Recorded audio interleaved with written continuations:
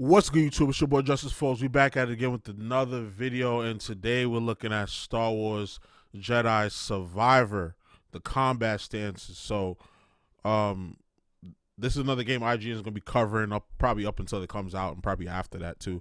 And it's a game that is a sequel to Jedi Fallen Order. If you don't know, now you know. It's an EA game, so I believe so. Like you can get it on like EA Play for a discount.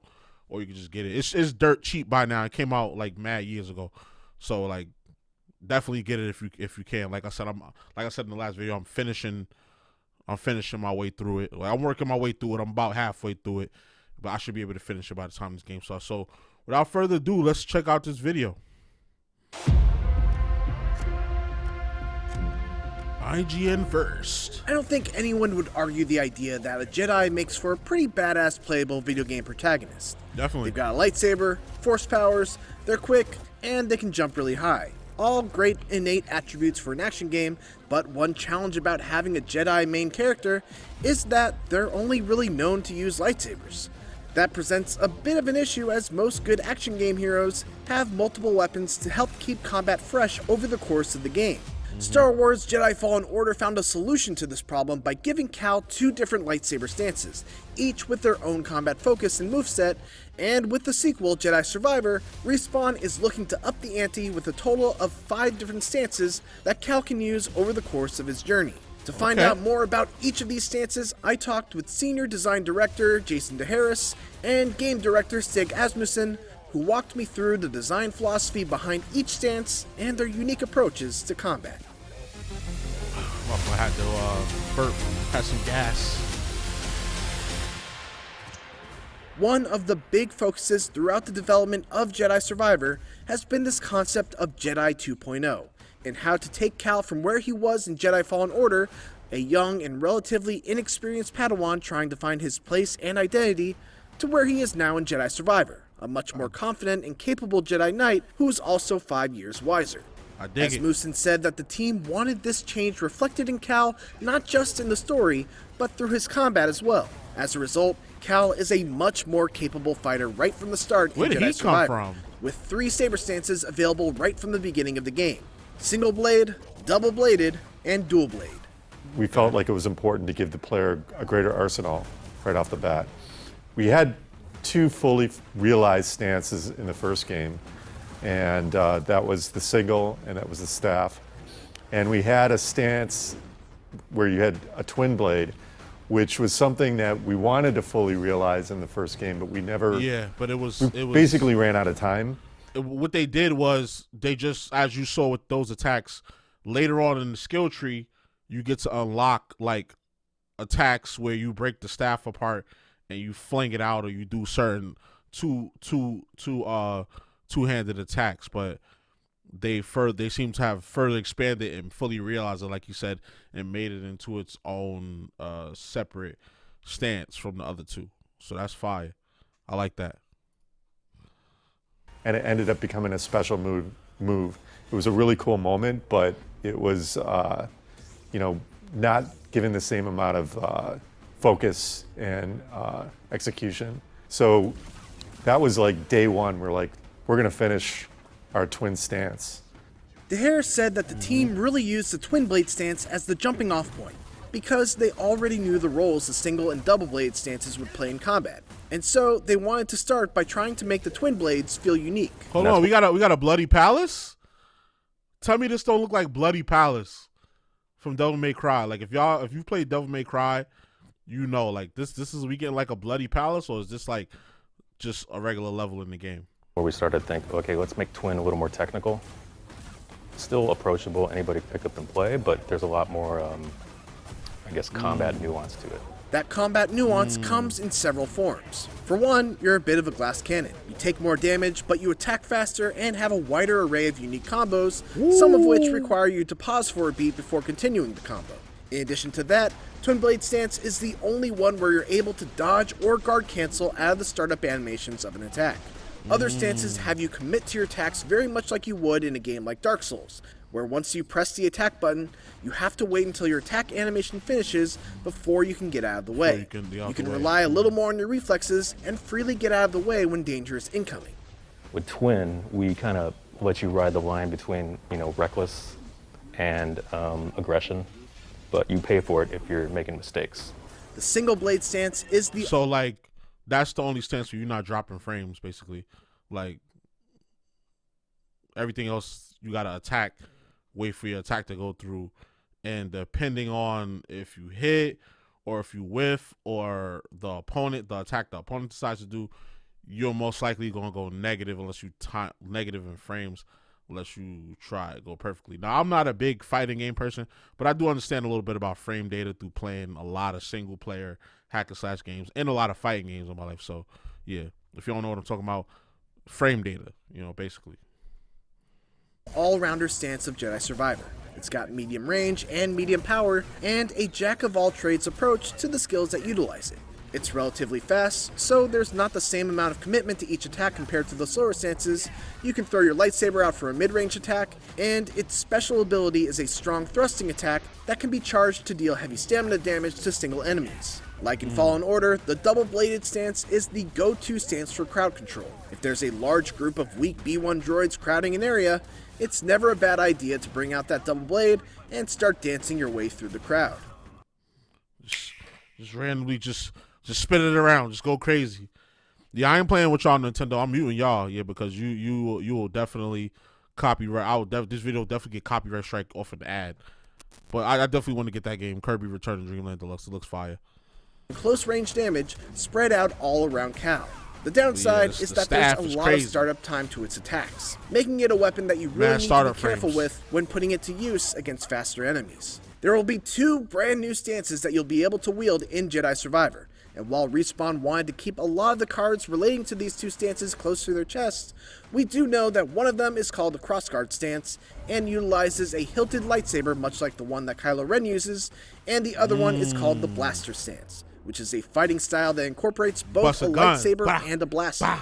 Harris described the Crossguard stance as a high-risk stance that deals the most damage, but is also the slowest and has the least amount of range. So that is one where we wanted the player to feel really powerful, but there's a huge risk, probably more than Twin, I would say, to where you have to understand spacing, because with that stance, we don't artificially push you towards an enemy. Like these guys right here are probably the toughest regular enemy I've faced so far in Jedi Warrior and Jedi Fallen Order. Like these guys are tough, and these are gonna be like regular enemies in the next game. Wow, like more reoccurring enemies in the next game.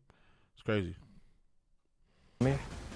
It's kind of like a fighting game stance a little bit, so we wanted that stance to be a little more mastery curve there. With regards to the blaster stance, the team wanted something with more range, but also thought that a Jedi using a blaster would be a cool opportunity from a story standpoint as well. I know from a story standpoint, we thought it would be really something that reflects the journey that Cal's going through to do something that's unconventional, something that's usually frowned upon for a Jedi, and kind of putting him in this circumstance where he's doing whatever it takes in the situation. And that's something that I think through conversations we were able to really make that work in regards to combat. We wanted something that had more range. We wanted something that kind of had push and pull to it, where like the way the blaster is designed, it encourages you to use your saber in order to like replenish your ammunition on your gun. Like I said, it's almost this rubber band that we're encouraging the player to engage up close so that they can kind of make decisions when they're far away as well. To be clear, so it's like a Ghost of Tsushima kind of vibe as far as like ideologically, because you're a Jedi. You're not really, they don't train you to use guns and pistols like a Raider would, or like a Stormtrooper would, or something like that, or like a bounty hunter would. Like it's unconventional, and it's sometimes, depending on who you talk to, it's looked down upon, but you got to do. You're in a situation where you have to do what you got to take. You got to do what it takes to win. So if you got to use a blast every now and then, why not? And plus, that adds way more depth and variety to the gameplay and sets the first game apart from the second game. So I'm all for it. This is still a melee combat game. You won't be sniping stormtroopers from a distance with the blaster stance. It's not a shooter, obviously, right? It's like a melee gun, kind of, even though you're really shooting from long range, but there's a limit. It's a melee gun, yeah. But we always feedback into that thoughtful combat and kind of how we still want you to hit with the saber. A pistol is a intermediate to close range weapon. You know what I'm saying? You're not going to be shooting nobody from, hundreds of yards away. It's not a rifle, but it's a formidable gun from a certain feet to certain feet, depending on what kind of pistol it is, or how they designed it in this game. The most exciting aspects of these 5 stances is that they all come with their own skill tree. So each stance will have its own set of upgradable skills to help you further develop it. Stances aren't the only thing that have their own skill tree either. There's a tree for force powers and one for survival skills that offer flat increases to your health, force meter, and more. It all amounts to a combat system that offers a ton of flexibility in how you want to build up your own version of Cal Kestis. You can only equip 2 stances at a time, but you can change them at every meditation point got busy with and him. adjust your loadout. He got busy with him just now. Hold on, run that back. He got busy with him real quick. Hold on. He couldn't do nothing with him. That have their own skill tree either. Not him. There's a tree for force powers and one for survival skills that offer flat increases to your health, force meter, and more. It all amounts to a combat system that offers a ton of flexibility in how you want to build up your own version of Cal Kestis. Check this out. You can only equip 2 stances at a time, but you can change them at every meditation point and adjust your loadout for whatever the situation calls for. It's exciting stuff, and I'll go into more detail about it when my full preview for Star Wars Jedi Survivor comes out later this month. Thanks for watching, and for more IGN First coverage of Star Wars Jedi Survivor, make sure to check out our gameplay clip from Kobo, along with a breakdown of some of the new enemies that you'll be fighting. And for everything else, keep it here on IGN. Okay.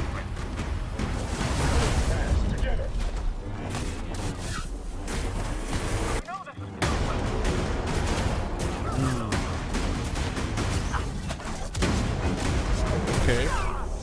Yeah, he did have like a wrestling. He did have some grappling vibes in the first game, so it looks like they expanded upon it. I've seen like some wrestling grappling kind of vibes. I've seen that. That was an STO, and he did a drop kick earlier. But I like the variety that they added to the game. It really looks like they sat on this game and they took time with it, and they didn't really just do what a lot of companies do, which is take the IP and just try to put out some bullshit to make money off of it.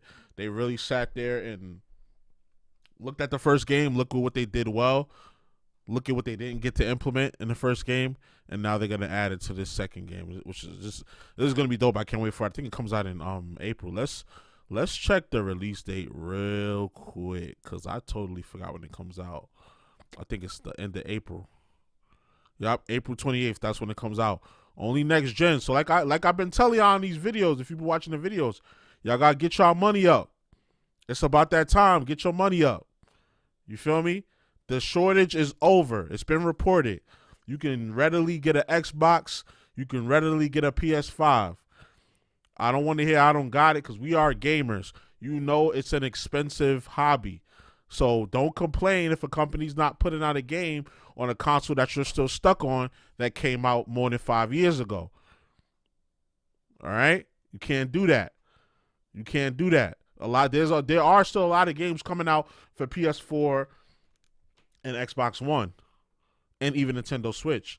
But it's about that time that these consoles start to get pushed to the forefront and we move more toward the future. That's how we get better games, because they're taking full advantage of the new generation hardware that you normally wouldn't be able to do on a previous generation hardware. You know, each generation they up the ante.